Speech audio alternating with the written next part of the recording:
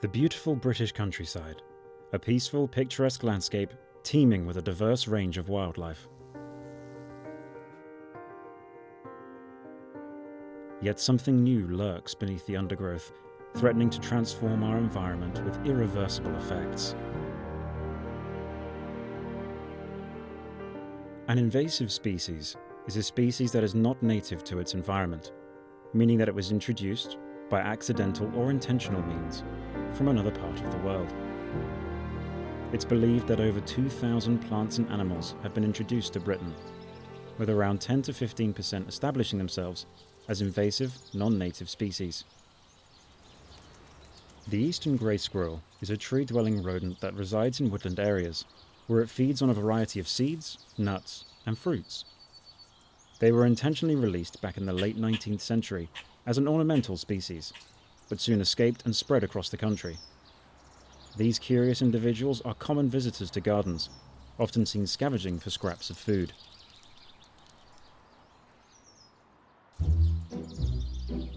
This female has her eye on the ultimate prize. She waits patiently, sniffing the air for any scent of danger. When she's confident the coast is clear, she makes a run for it.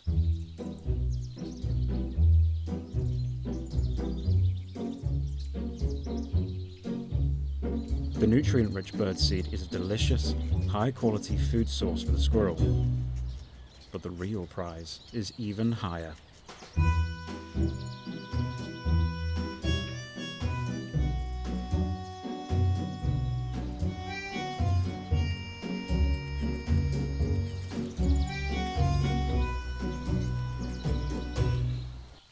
But this species harbours a much darker secret. Perhaps the greatest threat grey squirrels pose is to our native red squirrel species. They look very similar to the greys, but sport a rich red coat and charming ear tufts. Whilst they appear to coexist peacefully, the greys are carriers of the deadly squirrelpox virus. This disease creates ulcers and lesions on the body of the infected and kills the squirrel in a matter of days. This virus is fatal to our native red squirrel and has decimated their population. The invasive greys seem to recover from this disease, acting as carriers of the virus, spreading it around the country. But not every species that is intentionally released into a new environment is successful. So how was it that the grey squirrel was able to establish itself so quickly and effectively? Native to Northern America, this species is accustomed to a harsh, unforgiving climate. Therefore, the greys are better adapted to survive through the milder British winter. But it was the eradication of the squirrel's main predator in the early 20th century, the pine marten, that ultimately allowed it to flourish. So when the grey squirrel arrived, it was able to take advantage of this gap in the ecosystem.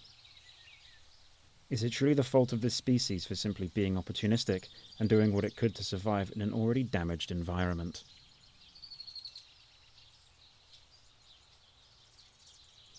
But the grey squirrel isn't the only invasive species lurking in the British countryside. From a distance, this bundle of brown fur may look like a small dog, but it is in fact a deer, the Reeves muntjac deer.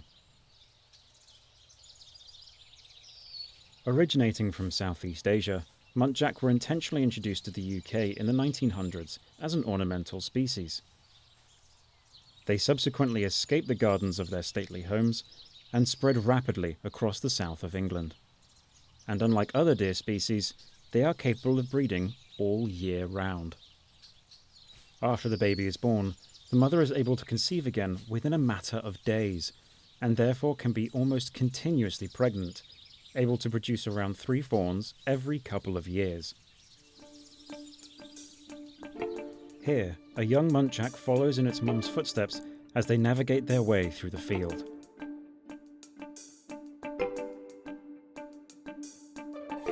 The baby follows after its mum, but is spooked by the call of a male in the undergrowth.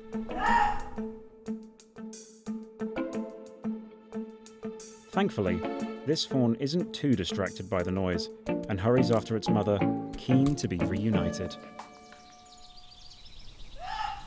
The vocalizations of the muntjac deer are very distinct and are described as a barking sound. It's used to warn others of danger or when females are looking for a mate. As day turns to night, the call of the muntjac continues. Whilst they are active throughout the 24-hour period, their peak activity is at dawn and dusk, and they often utilize open spaces under the cover of darkness when they can't be seen. As dawn breaks over the fields, the muntjac take advantage of this quiet time to feed. A seemingly peaceful species, what is it that makes them such a threat to our ecosystem? Unlike in other parts of the world, deer have no natural predators in Britain. Combined with their ability to breed all year round, the muntjac population grows fast. In large numbers, these deer can consume a huge number of new shoots from shrubs and trees, restricting tree growth and damaging the biodiversity and habitat of woodland areas. They are often involved in car accidents, and it's estimated that 25% of vehicle collisions in England are caused by deer. There are predicted to be anywhere between 50,000 and 250,000 individuals across the UK, and their numbers continue to grow at an exponential rate. With no predators to keep their population in check, intervention is required to control their numbers and manage the species. Whilst the 20th century estate owners may not have planned for the escape and subsequent establishment of this species, the muntjacs serve as an important reminder of the true cost that comes with introducing a new species to an ecosystem.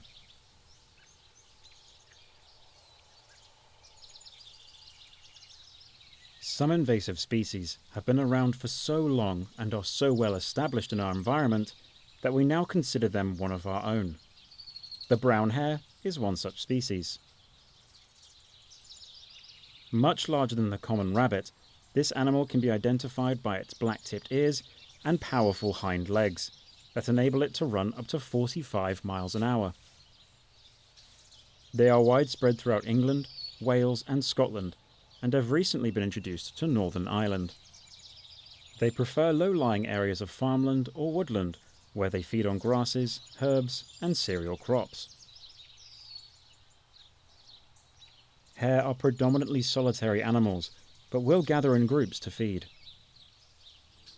During the mating season, males are constantly on the lookout for females, and this male has spotted one nearby. He attempts to sneak up behind her, but she's already spotted him.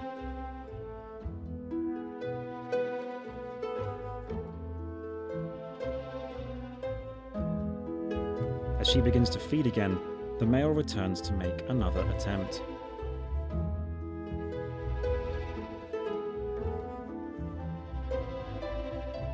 She's off again, kicking her feet up as she runs away, a clear sign of her displeasure towards the male. Perhaps he will have better luck next time. Brown hare were introduced by the Romans sometime during the Iron Age and were brought across from the other side of the North Sea. The reason for their intentional release is unknown, but it is thought that they may have been released for hunting or as a symbol of the empire. Yet the hare has picked up many more symbols throughout history.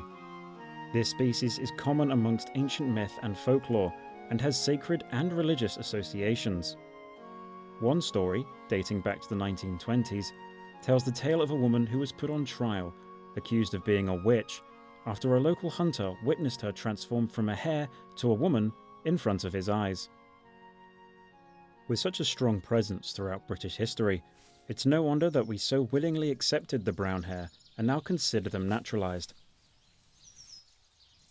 Naturalisation is a process by which an invasive species becomes so well integrated within our own ecosystem that it can independently sustain its population and coexist with other native species. Although there is still a lot of debate on the definition of a native species and naturalisation, the energy and charisma of the hare, as well as its strong presence throughout history, helped to win over the hearts of the British public. It's impossible for us to know what effects the introduction of the brown hare had on our ecosystem way back in the Iron Age, but it certainly would have made a big impact, forcing our native species to adapt and make room for its population. By looking at these three invasive mammal species, we get a glimpse of the huge impact introducing a new animal can have on our environment and on our native species. Whilst we can't turn back the clock on our environment, we can use this opportunity to engage with our landscape and better understand our ecosystem and its ability to adapt to change. This is more important than ever as climate change and other ecological pressures intensify. The more fragile and out of balance an ecosystem is, the more likely an invasive species can successfully take hold. The more we do to maintain the health and biodiversity of our ecosystem, the better protected it will be for whatever is to come in the future.